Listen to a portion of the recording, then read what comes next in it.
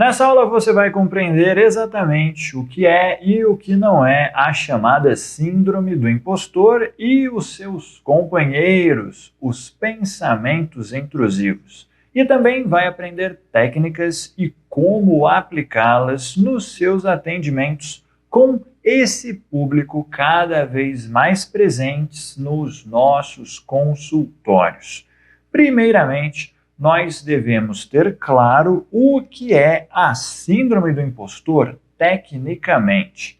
Esse termo foi utilizado pela primeira vez em 1972, quando duas psicólogas, uma se chamava Susanna Imes e a outra era a Pauline Rose Clarence, e elas juntas publicaram um artigo intitulado O Fenômeno Impostor em Mulheres de Alta Realização, Dinâmica e Intervenção Terapêutica. 10 anos depois, em 1982, foi elaborada uma definição sobre a síndrome do impostor, que é utilizada até hoje. E trata-se de uma condição psicológica que se caracteriza pela persistente dúvida sobre suas habilidades ou realizações, acompanhadas pelo medo de ser exposto como uma fraude, apesar das evidências de seu sucesso contínuo. Apesar de ser chamada de síndrome, nós não estamos aqui falando de uma doença mental que seja diagnosticável, ao menos não pelos instrumentos padronizados, como o CID ou como o DSM. Em vez disso, ela se mostra estreitamente relacionada à inteligência e às realizações. E também tem ligações como o perfeccionismo e o contexto social. E eu vou falar mais sobre isso no decorrer aqui desse curso. A síndrome do impostor é uma crença, ou seja, não é uma possibilidade, não é um eu acho que, é uma certeza. A certeza de não ser tão competente quanto os outros percebem que é, como se fosse uma fraude, e que é só uma questão de tempo até descobrirem. Mais uma vez, não é um talvez, um pode ser que descubram. Não, é a certeza de que vai acontecer. E sendo assim, nós já podemos imaginar uma característica que esses pacientes apresentam: ansiedade. Uma vez que a ansiedade é medo do futuro, e eles têm certeza de que alguma coisa ruim irá acontecer, os cérebros deles estão constantemente lembrando desse fato inevitável. E, consequentemente, os seus corpos estão ali com o mecanismo de fuga ou luta ativos. Eu tive um paciente que eu acompanhei com a síndrome do impostor, e ele era um rapaz inteligente, jovem, bem-sucedido e bem reconhecido pela família. Ele era prestativo, pelos amigos era convidado para participar dos eventos, para fazer passeios juntos, e no trabalho ele tinha bons desempenhos, era reconhecido pelos superiores. Às vezes os próprios superiores vinham se consultar com ele com relação a dúvidas, mas na visão dele não importava o quanto ele realizasse, o quanto ele fosse reconhecido, o quanto ele recebesse menções, prêmios, promoções ali no trabalho. Ele sempre entendia que estava fazendo o básico, independente do que as outras pessoas pudessem dizer, mesmo ele vendo que outros colegas que tinham os mesmos cargos e salários dele estavam fazendo menos, alguns até sendo demitidos por não atingirem as expectativas, enquanto ele era reconhecido e premiado.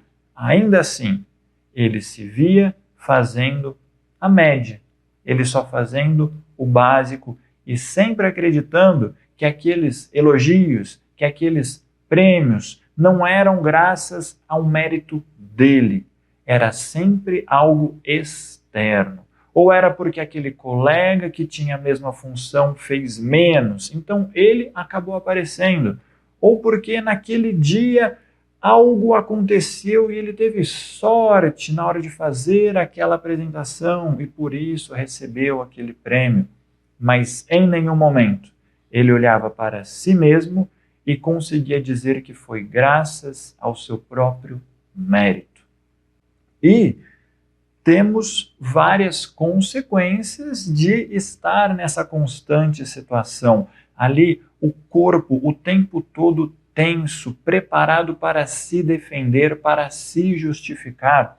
Consequências, por exemplo, desse mecanismo de fuga ou luta ativo constantemente, num longo período, é um prejuízo na atenção, na concentração, na memória.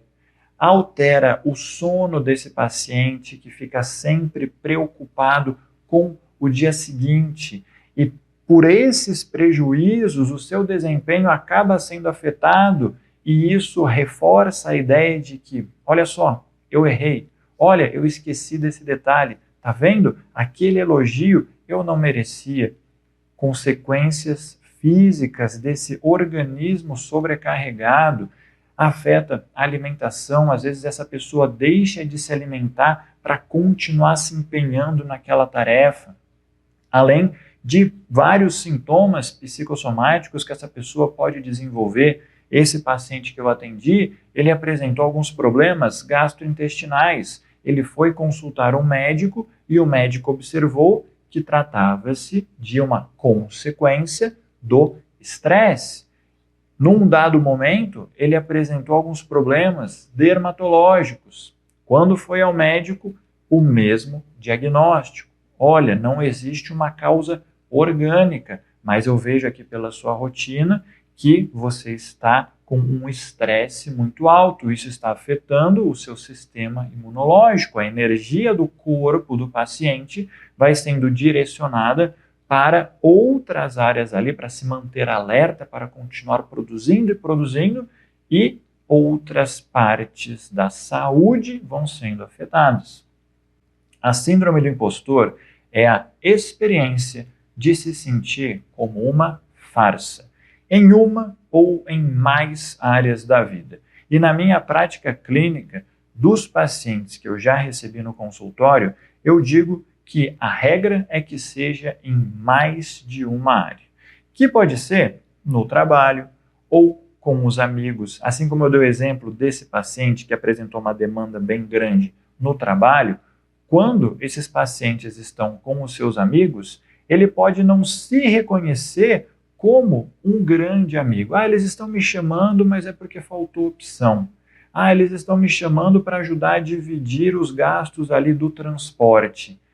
Ele não consegue pensar, eles estão me chamando porque eu devo ser uma boa companhia. Eu devo agradecer por estar sendo chamado, porque na cabeça dele, como ele é uma fraude, como aquilo é uma questão de sorte, talvez esses amigos eles não irão permanecer na minha vida. Talvez na próxima semana eles não irão me chamar para sair de novo. Então deixa eu aproveitar esse momento aqui.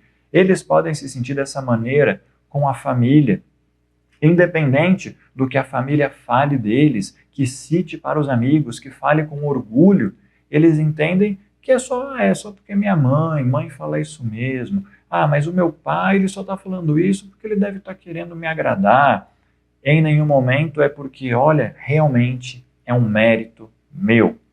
Ou também nos relacionamentos, essa pessoa muitas vezes se coloca numa posição de submissão, acreditando que ela tem muita sorte daquela outra pessoa estar dando uma chance para ela. Ela tem certeza muitas vezes de que é só uma questão de tempo para aparecer uma outra pessoa que seja melhor do que ela, ou mais bonita, ou mais inteligente, ou que tenha mais dinheiro, que tenha qualquer coisa melhor do que ela, e aquela pessoa que é companheira dela hoje irá trocá-la por aquela outra pessoa, independente dos fatos, independente do que aquela companheira, aquele companheiro mostre, diga. Essa pessoa tem essa certeza que não é ancorada na razão. Apesar de qualquer sucesso ou qualquer resultado que essa pessoa tenha alcançado, ou do reconhecimento que ela tenha dos colegas, dos amigos, dos chefes ou dos familiares, por exemplo, pelo seu desempenho ali no trabalho, a pessoa recebeu uma promoção. Isso aconteceu com esse paciente que eu citei. Mas no pensamento dele é que aquilo foi um erro e é só uma questão de tempo para que as pessoas descubram que ele é uma fraude, de que ele não deveria estar ali.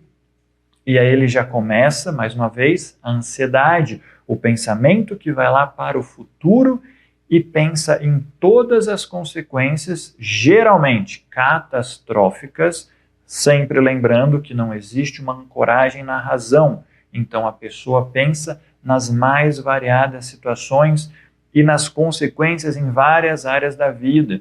Teve uma outra paciente que eu atendi que também tinha síndrome do impostor, com um perfil parecido com esse primeiro. Jovem, bonita, com um bom relacionamento, com filhos, um bom relacionamento com a família, um bom desempenho no emprego e, num dado momento, ela recebeu uma promoção. Só que essa promoção colocou ela numa situação de entorpecimento. Ela não conseguia aceitar, ela não conseguia entender aquilo.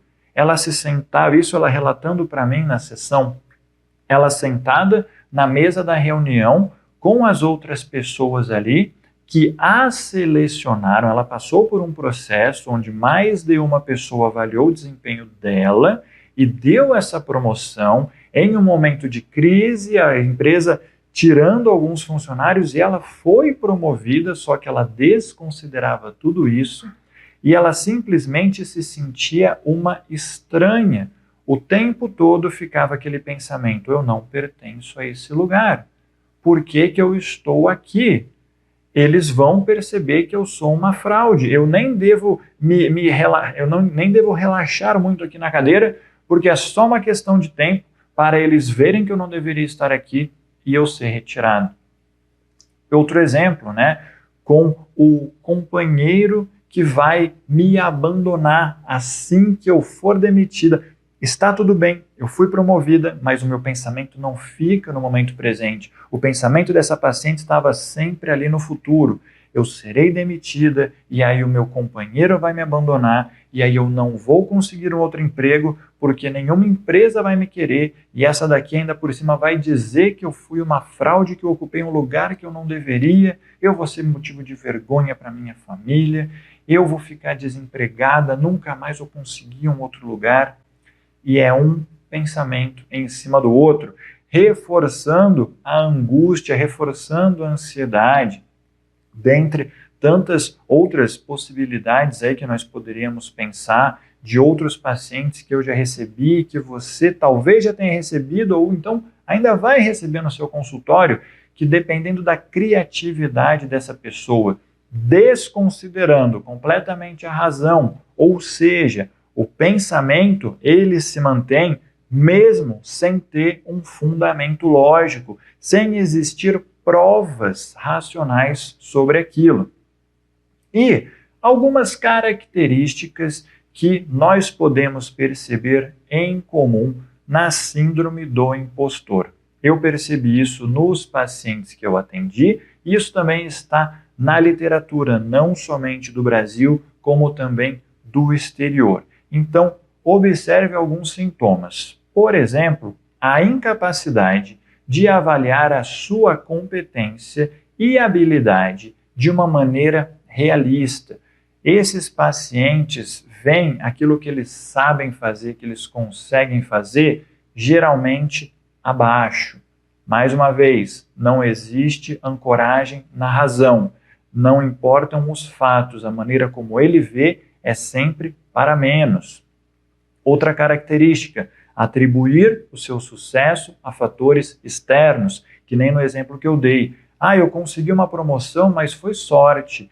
Naquele dia as pessoas gostaram do que eu disse, mas foi porque eu me empenhei muito e quem falou antes de mim falou muito mal. É sempre externo. Outra coisa, repreender ou criticar o seu desempenho. É como se aqueles pacientes eles fossem incapazes de receber um elogio. Ele recebe um elogio, é como se ele estivesse sendo acusado. Essa é uma característica interessante de observar. O paciente, ao ser elogiado, ele se justifica. Semelhante a uma pessoa que está sendo acusada e tenta se justificar, mas ele não está sendo acusado. Ele só está tentando provar que você está errado. É como se ele estivesse te falando com outras palavras. Não, você não está vendo direito. Eu sou uma fraude, eu não tenho essa competência. E também o medo de não corresponder às expectativas. Detalhe importante, expectativas internas. Muitas vezes a situação, as pessoas não colocaram aquela expectativa, mas a pessoa coloca. E é a visão dela que cria expectativa e é a visão dela que vê os resultados, que não se baseiam na realidade. Então ela sempre acredita que está aquém daquilo e as pessoas vão se decepcionar com ela. Outra coisa, as expectativas irreais ou muito altas. A pessoa coloca num nível que seria impossível não só para ela, mas para qualquer outra pessoa. E uma outra característica que pode aparecer também é que ela sabota o próprio sucesso, que já linka com uma outra característica, que é a insegurança. A certeza de que aquilo é um erro, de que ela não deveria estar ali, de que ela é uma fraude, quando ela está caminhando para o sucesso, isso vai aumentando a ansiedade, vai aumentando a angústia e ela pode agir consciente ou inconscientemente de uma maneira para que algo aconteça, para que um erro aconteça e ela consiga sair daquela situação. Porque, na verdade, o que ela quer é se livrar da angústia. Ela quer sair daquela situação porque daí a insegurança vai embora também. Outra característica é se sentir decepcionada ou sentir que decepcionou uma outra pessoa por não atingir as expectativas. Mais uma vez, não são expectativas daquela pessoa, são as expectativas que ela criou. E muitas vezes, ainda que o outro diga que está tudo bem, que ele não ficou decepcionado, que ele nem havia criado expectativas, a pessoa não acredita. O que ela pensa é a única verdade possível. E aí ela segue acreditando nisso. E pode parecer que a síndrome do impostor pode ter um lado positivo de motivar a pessoa para alcançar os seus objetivos. O problema é o custo disso. Por exemplo, eu tive um paciente que teve muito sucesso muito rápido na carreira. Ele acabou seguindo a mesma carreira da mãe dele e conseguiu, em questão de 2 anos, o que a mãe só conseguiu próximo da aposentadoria. Ele até que conseguia reconhecer isso, mas ele se via na obrigação de constantemente se superar. Ainda que ele fosse o melhor ali no que ele fazia, que ele tivesse bons feedbacks dos supervisores, dos colegas, ele entendia que se ele fizesse menos, iam descobrir que ele era uma fraude, iam perceber que ele não deveria estar ali e ele seria demitido. Então, a pessoa costuma experimentar uma ansiedade constante. Esse paciente, ele tendia a se preparar e trabalhar demais, sempre pensando em garantir que ninguém descobrisse que ele era uma fraude. E essa ansiedade, se ela não for trabalhada, que foi justamente o que eu fiz ali na psicoterapia, ela pode desencadear sintomas depressivos, porque a pessoa está sempre correndo atrás de um objetivo que ela nunca vai conseguir alcançar. E isso deprime, isso desanima, desmotiva, e isso leva a pessoa a crer que a única razão pela qual ele teve êxito em um trabalho, que foi o caso desse paciente, ele teve que fazer uma apresentação dentro de um evento, mas no entendimento dele, aquilo só foi possível porque ele passou a noite acordado, ensaiando e memorizando cada detalhe sobre as pessoas que iam estar naquele evento. Foi só por isso que ele conseguiu o resultado, e isso reforça que ele precisa fazer mais, continuar se dedicando cada vez mais para não descobrirem que, na verdade, ele não consegue fazer aquilo. O problema é que a experiência do sucesso não muda a crença. Quanto mais a pessoa faz, a única coisa que ela entende é que ela tem que fazer mais ainda. A pessoa continua se questionando: o que me dá o direito de estar aqui? E quanto mais ela realiza, mais ela se sente como uma fraude, como se ela não pudesse internalizar as experiências do próprio sucesso, encontrando uma justificativa externa para cada sucesso pessoal. E aqui nós podemos fazer um paralelo com características de ansiedade social. Por exemplo, eu já atendi pacientes com ansiedade social e eles tinham ali um registro no passado que não era bom em alguma coisa, ou que o desempenho não era bom.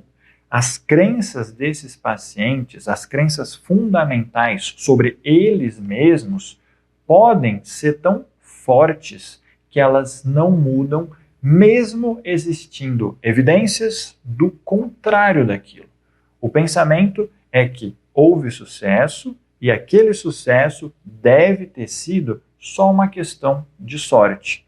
Um paciente em especial que eu atendi, ele já estava numa situação que ele se considerava velho para o mercado de trabalho e ele saiu de uma empresa. Então, o pensamento de não conseguir um novo trabalho, eu já estou velho, não vou conseguir, desconsiderando toda a competência, todo o currículo, tudo que ele já sabia fazer e que talvez pessoas mais jovens não teriam toda aquela vivência prática dele. Isso ele desconsiderava. Mas ele conseguiu encontrar um outro emprego, inclusive, que tinha um bom ambiente, porque no emprego anterior, além desse paciente ter essa insegurança, a relação com as outras pessoas, com os superiores, colaborava muito para ele acreditar que estar ali era uma dádiva. Ele deveria agradecer por eles ainda manterem ele ali. E uma mentira dita várias vezes torna-se uma verdade. Esse paciente internalizou aquilo, mas uma vez que ele saiu de lá, ele passou por uma grande crise, ficou bastante deprimido, mas ao conseguir um novo emprego, acompanhando regularmente a psicoterapia, fazendo o tratamento psicológico, nós fomos superando essas crenças, nós fomos conseguindo, com as técnicas que você vai aprender nesse curso, a transformar a vida dessa pessoa. O nosso trabalho, o seu trabalho como psicólogo clínico, psicóloga clínica, é muito importante, porque essas pessoas, que foi o caso desse paciente, por exemplo, eles, assim como eles sofrem, eles tendem a sofrer em silêncio, eles não compartilham com as outras pessoas e ficam nessa batalha silenciosa. Só que o pensamento é muito rápido e se une a outros pensamentos, memórias, e a imaginação já projeta um futuro que tende a ser sempre muito ruim. E quais as causas de uma síndrome do impostor? Com esses pacientes, você, psicólogo, psicóloga, deve investigar o seguinte: a dinâmica familiar. Pais controladores ou superprotetores e famílias com muitos conflitos e poucos exemplos de apoio na convivência podem colaborar para o desenvolvimento da síndrome. Outra coisa são mudanças. Por exemplo, começar uma graduação, iniciar em um emprego ou ser promovido, como eu citei nesses outros exemplos. Essa mudança, a pessoa entra numa graduação, ela está subindo um degrau e ela pode sentir que ela não deveria estar ali, ela não é intelectualmente capacitada para estar ali, ou ela começa em um novo emprego, ou ela é promovida dentro de um emprego e ela pensa, eu não deveria estar aqui, eu não sou boa o bastante, qualquer outra pessoa daqui, ou de repente aquela pessoa estranha na rua, com certeza é melhor do que eu para ocupar esse espaço. Quando a pessoa passa por alguma transição na vida, ou ela tenta alguma coisa nova, e com isso ela sente a pressão para alcançar o sucesso, ou para alcançar um patamar que ela mesma idealizou, somado à falta de experiência que ela tem naquela área, ou o sentimento de inadequação àquele novo papel, àquele novo cenário no qual ela está agora, muitas vezes relacionado ao fato dela se comparar àqueles que já estão ali. E mais uma vez, desconsiderando o tempo que eles estão ou as dificuldades que eles enfrentaram para chegar lá. Outra característica são os traços da personalidade, como baixa autoestima. Nós devemos observar como é que são as crenças do paciente na própria capacidade de ter sucesso em qualquer situação que ele enfrenta. Como é que são os pensamentos iniciais? Tendem a ser mais otimistas ou mais pessimistas? Observe características de perfeccionismo. A pessoa pode acreditar que existe um script a ser seguido e não pode agir ou não pode falar fora dele. Além de poder apresentar dificuldades para pedir ajuda ou procrastinar pelo medo de errar ou de falhar, e também acreditando que se ela pedir ajuda, ela vai estar demonstrando fraqueza e aí sim ela vai ser descoberta como uma fraude. Outra característica, a instabilidade emocional, também chamada de neuroticismo. É o traço de personalidade característica pela má autorregulação das emoções negativas e dificuldade para gerenciar os impulsos. Essas pessoas têm dificuldade para lidar com o estresse. E como elas estão, que nem eu citei nos meus pacientes, ansiedade que ativa o sistema de luta ou fuga, cria um estado de estresse quase que constante, o que geralmente resulta em uma reação forte e desproporcional às ameaças percebidas, inclusive porque ela percebe ameaças em quase tudo, em quase todos os ambientes, porque ela entende que ela não deveria estar ali. É literalmente aquela expressão, é o peixe fora d'água. O que acontece com o peixe fora d'água? Eventualmente, ele morre. E essa pessoa muitas vezes tem essa sensação, eu estou fora d'água, é uma questão de tempo para que eu morra, literalmente ou simbolicamente. Podendo chegar a se tornar uma pessoa reativa, conforme eu vou abordar com vocês na aula 2 desse curso aqui. Essas pessoas tendem a reclamar, a nutrir sentimentos de ansiedade, insegurança, tensão e também de culpa, porque muitas vezes ela acredita que se algo deu errado, foram elas. O sucesso não é delas, mas se deu errado, a culpa é. Outra coisa, atenção a um detalhe muito importante. Sentir-se como um estranho, marginalizado ou excluído não é necessariamente o resultado da síndrome do impostor. Em alguns casos, pode ser, que nem eu falei nesse último exemplo de paciente que eu atendi, no último trabalho dele. Pode ser devido a uma discriminação real ou uma exclusão devido a critérios tendenciosos, seja de avaliação ou uma instituição que ela tem o que a gente chama de viés sistêmico, que pode ser considerado um aspecto de etnia, de gênero ou qualquer outro que não seja tecnicamente válido. Na síndrome do impostor, a sensação de ser um estranho é causada por crenças internas. Com a discriminação, o sentimento é causado por ações externas. E na próxima aula nós vamos falar sobre a relação entre características do perfeccionismo na síndrome do impostor.